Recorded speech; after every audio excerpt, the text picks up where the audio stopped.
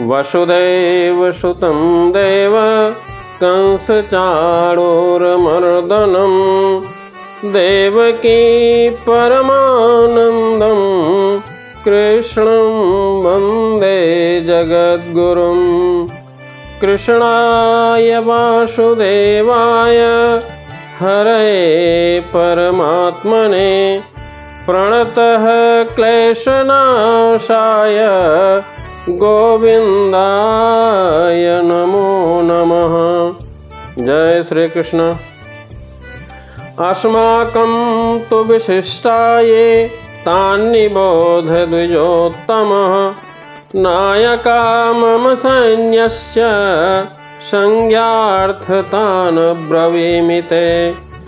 भवान् भीष्मश्च कर्णस्य कृपश्च समतिञ्जयः अश्वस्थामा विकर्णस्य सोमदत्तिस्तथैव च।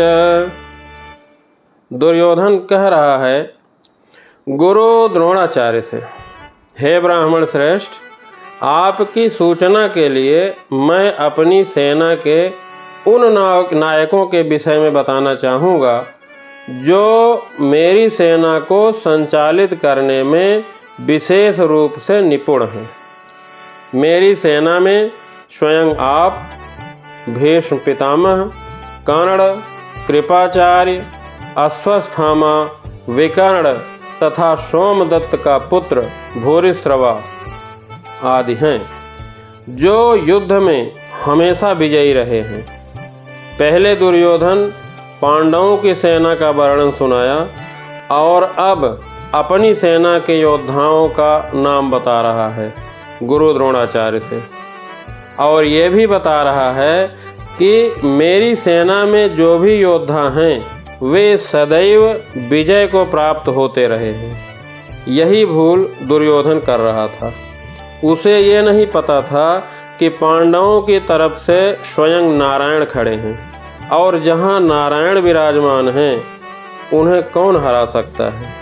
पर दुर्योधन का अपनी सेना के उन वीरों का वर्णन कर रहा है जो युद्ध में कभी हारे ही नहीं हैं।